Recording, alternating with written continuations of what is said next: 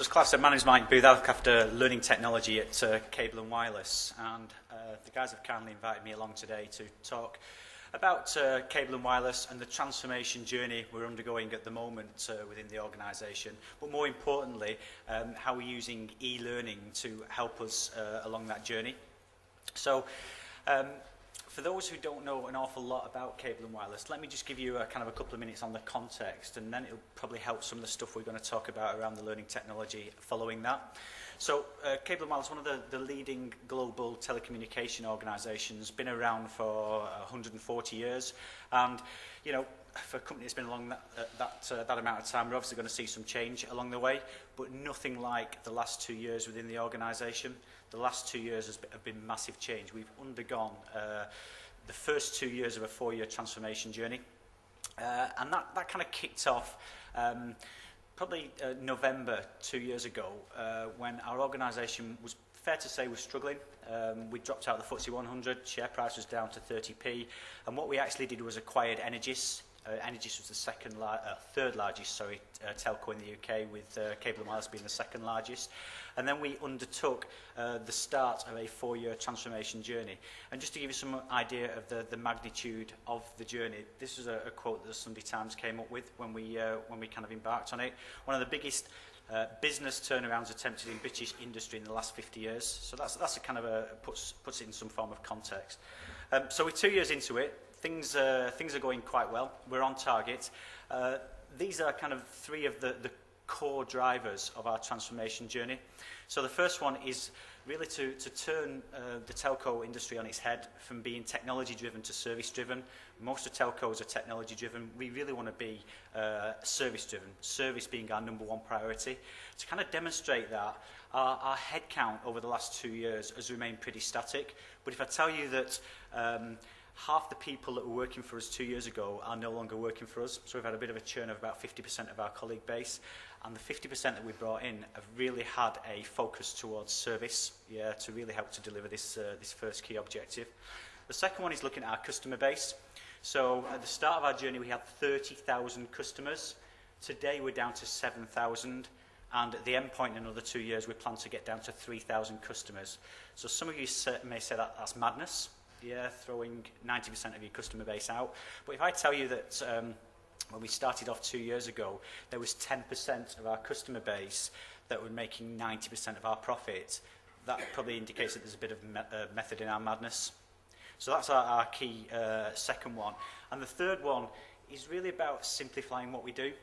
Telco can be very complex. We're looking at really simplifying and consolidating the products, the systems and the processes. So it'd probably be fair to say we're operating more like a new start business at the moment, as opposed to an organisation that's been around kind of 140 years with a lot of heritage to it. So that's enough about Cable and Wireless. What I'm going to have a look at is some of our key e-learning drivers, some of the components that are kind of contributing to how we're approaching e-learning within the organisation today, bearing in mind the constraints that we've talked about. So we're going to cover off looking at the infrastructure first off, how that creates a one-stop shop for us, performance support, or kind of the Googleization of learning, as some people call it, rapid development, so how we're actually approaching the development of e-learning content, and also a kind of a portal approach that we've started to use as well. So getting the infrastructure right is absolutely key for us, and as any of you know who's put an infrastructure in, a learning infrastructure in, the key to it is very clear requirements up front, understanding what your organisation needs by way of requirements. So our organisation's requirements changed considerably when we started the transformation. What we had was a global enterprise-wide learning management system that we implemented probably in 2001, which was SumTotal. Great at the time, state-of-the-art, all singing, all dancing, 7 languages, including Japanese that it deployed, which was a nightmare, by the way. And then we had instructor-led training, e-learning, open learning, the whole kit and caboodle that it deployed. Cost us £1 million plus to implement. It took us nearly a year to implement, and it cost us hundreds of thousands to maintain on an annual basis. But it was great. But then we started this journey, and that was no longer fit for purpose. That just couldn't be sustained in the organisation in which we're operating. So we had to make some major changes. So when we started to make the change, we had to look at, well, what are our requirements moving forward? Let's be pragmatic about this. What do we really want our system to do moving forward? And the more we looked and the more we thought, the answer was right under our nose. And the answer was provided by our content supplier, Skillsoft. They provide a system called Skillport, and primarily they don't market it as a learning management system. But when we had a look at, if you plug in all the components that are offered with Skillport and looked at our requirements and started to match them up, gradually all our boxes were being ticked, and it actually worked out that 90% or so of our requirements were met, and this was just with an off-the-peg system. So that was great. So that's the direction we went down. What it also meant was that they kind of operate an ASP model, so we don't have to sink lots of investment up front on a kind of a server infrastructure and all the kind of the IT red tape that goes with that. It was more or less plug and play. The one caveat I put in that, it didn't take us a day to kind of plug and play and implement. We had a migration exercise to go through because we'd had kind of 4 years with this enterprise-wide system. So what we had to do was lift and shift all the colleague data that was on there into the new system, and also all the content that we wanted to take across in the new system. We kind of completed that and implemented the new learning management system probably 7 or 8 weeks from start to finish. So that was pretty quick and really kind of aligned to the speed that we were supposed to be going at within the new shape organisation. What you've also got here is because your content provider is providing you with your infrastructure, interoperability becomes a given. So the amount of days and months we've had scratching our head because courses aren't particularly working on old systems and that, then those were removed in kind of one foul swoop.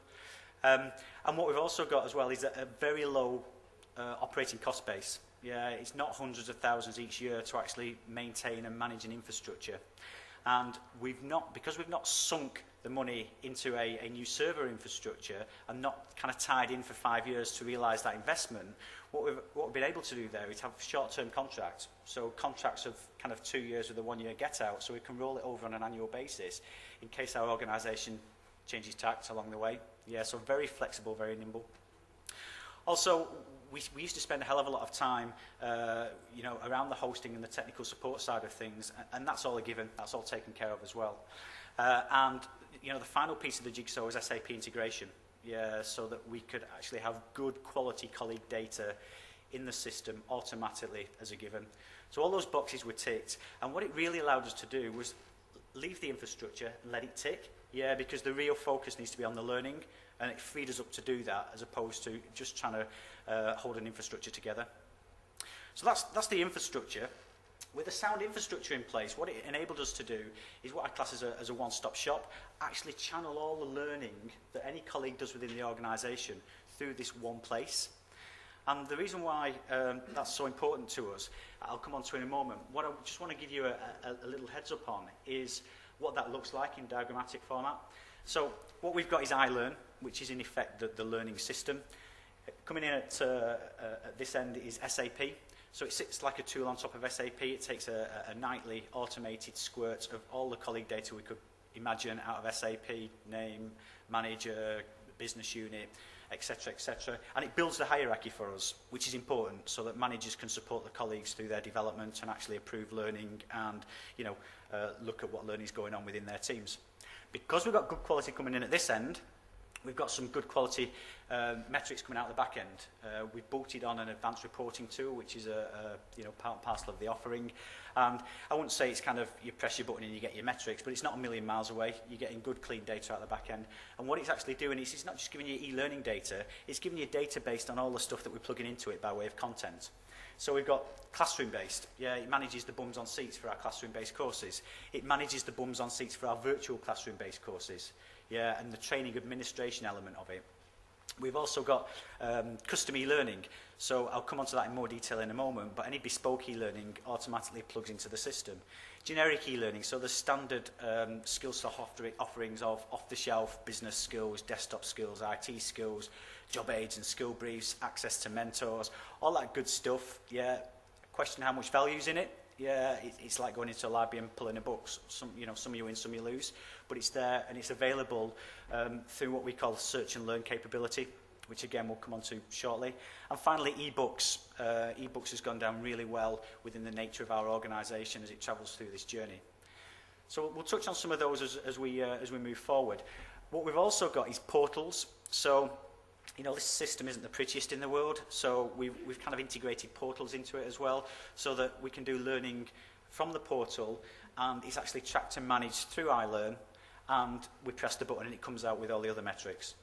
And it's all supported by this one-stop shop help desk. They deal with all the training administration, any queries on classroom-based, e-learning, e-books, the whole lot. A colleague within the organisation will pick a phone up, dial 7773, an internal number, and they're straight through to the help desk, who help them not just with e-learning, but any learning query they've got, which is great. It's all about making life very easy for our colleagues.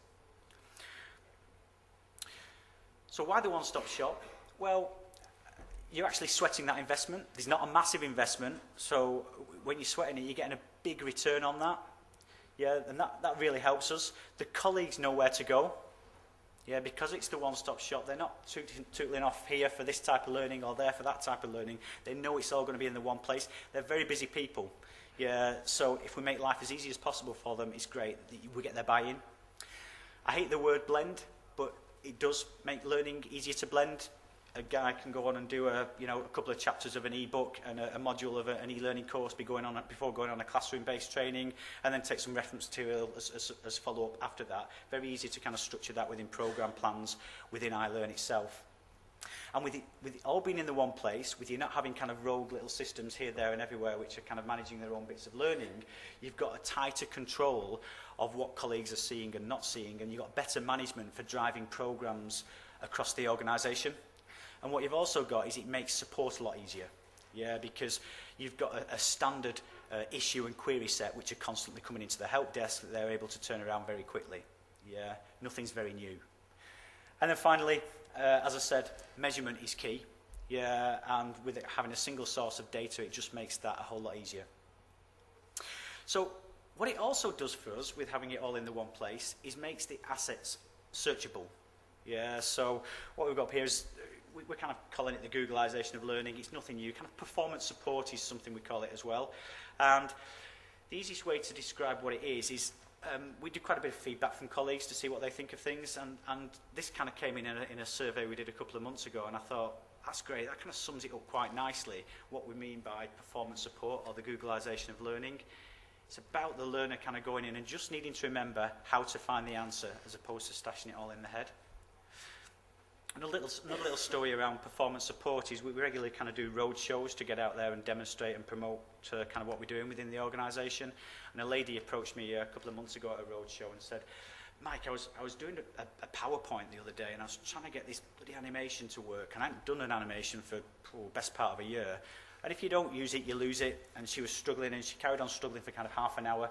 And then she thought, I'll have a dip into iLearn, see if I can get anything in there. So she came into the search field in iLearn, PowerPoint animation, and within a second or so, she was into a single page within the PowerPoint for Dummies books. Those are all on there.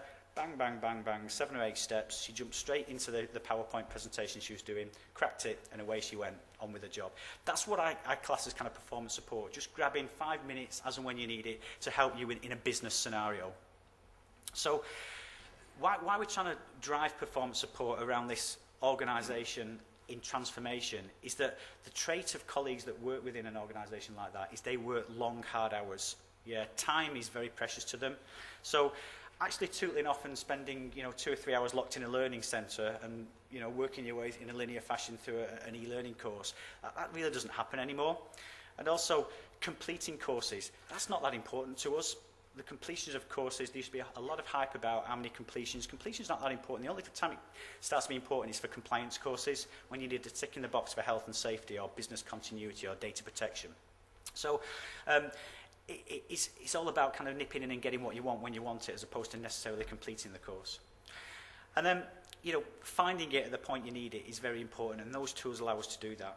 And because we've actually got all those assets in the one place, yeah, and because the same content provider is providing us with the bulk of the content as well as the infrastructure, what you've actually got is a very, very tight level of integration, which enables you to go and search, not just down to course level, and not just down to module level, but actually down to kind of 5-minute chunks in a course, and also down into kind of paragraphs and pages within books. Yeah, so it helps. It's kind of, it complements traditional e-learning very well. It provides a whole new dimension to it, and it's working for us really well. So that's what I mean by performance support. So that's another one of our key components. Something else which we're doing at the moment is, or we've had to do, is really review the way that we develop our e-learning. So we've been developing e-learning, working with e-learning companies and partners for some years now, and it's worked successfully for us in the past. The traditional model of pitching up and giving your e-learning partner 15 or 20 grand for your hours worth of learning, waiting 4 or 5 months for the course to drop out at the end of the sausage machine, and usually not a bad quality of course and does the job for us. 5 months is an age in cable and wireless. We just can't wait that long for content to be developed. So we've had to really have a think about how we do this. And we've adopted a new approach to our e-learning development.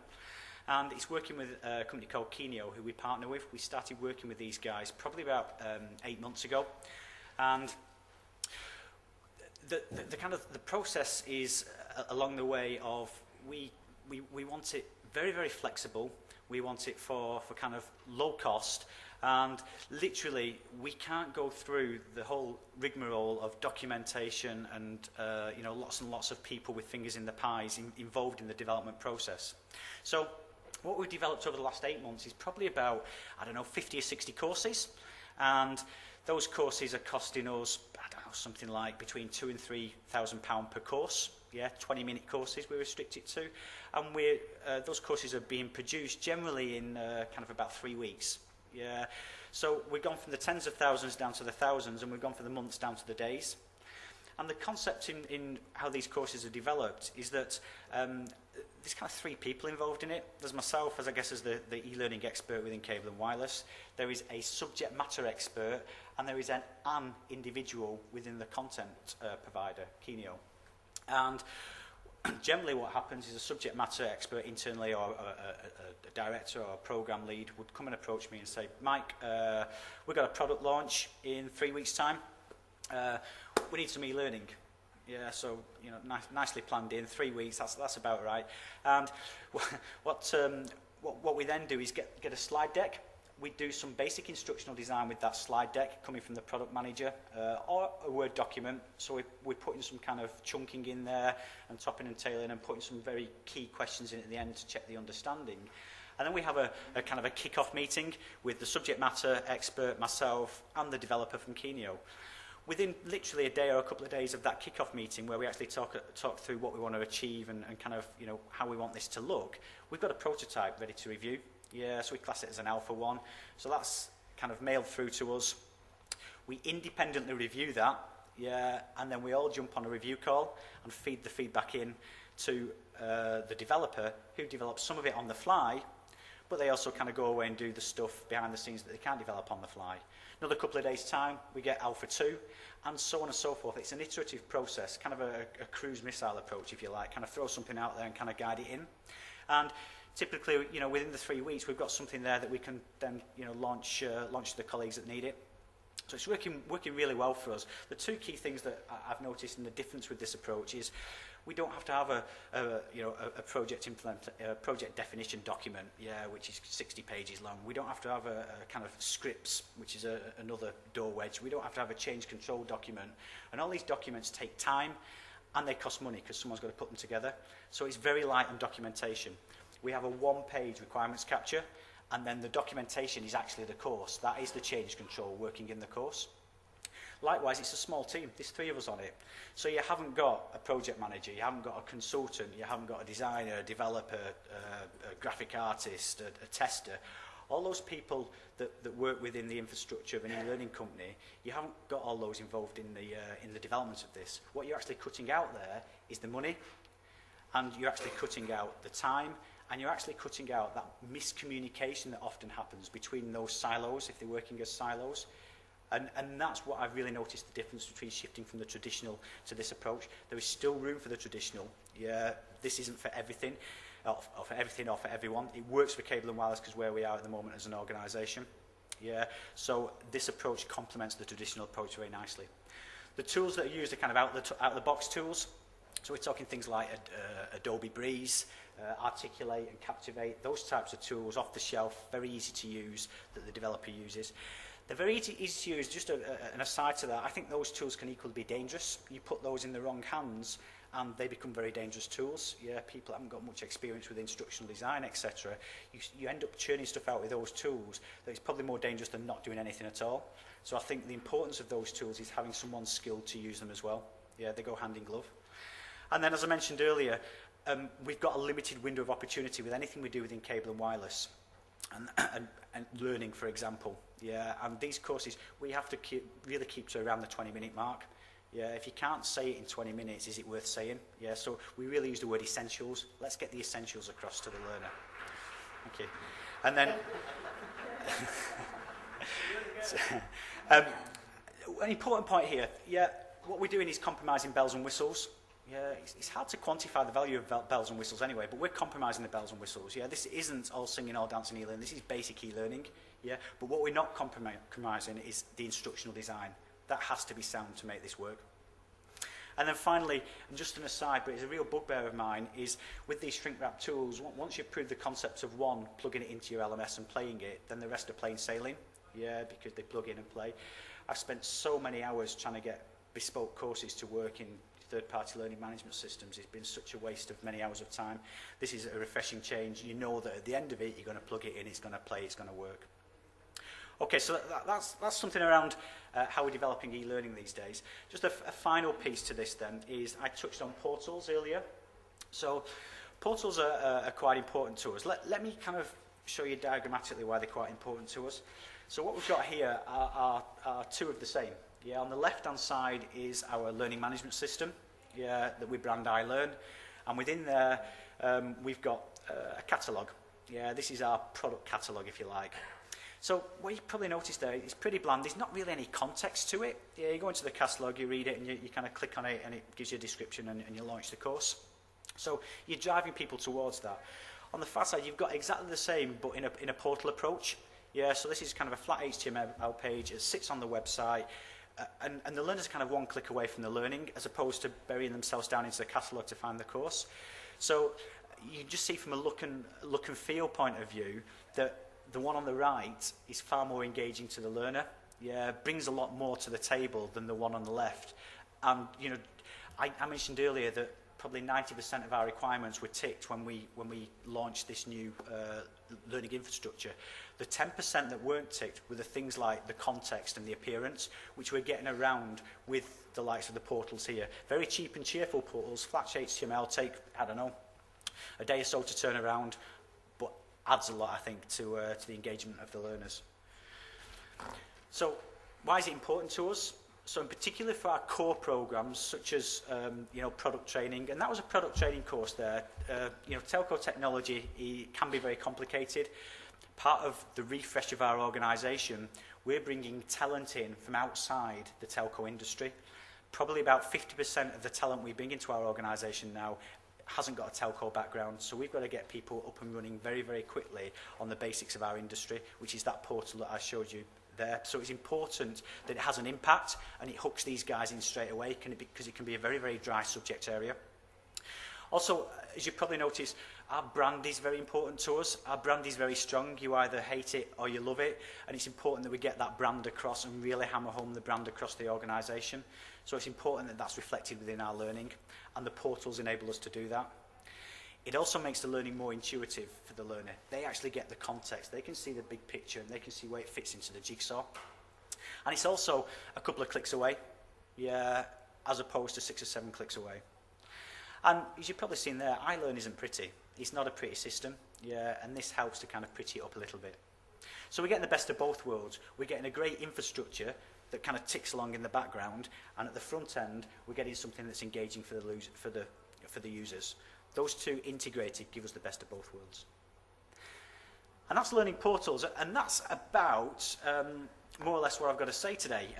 Just to recap there, the key components or the drivers that we've talked about there in the last kind of 20 minutes or so, along with others, there's lots of others, but I kind of just picked 5 out today to share with you guys, are really helping to position e-learning in cable and wireless as a key nimble component of the transformation journey that we're going through. They've really got a key part to play. Thanks very much for your time. Have you guys got any questions?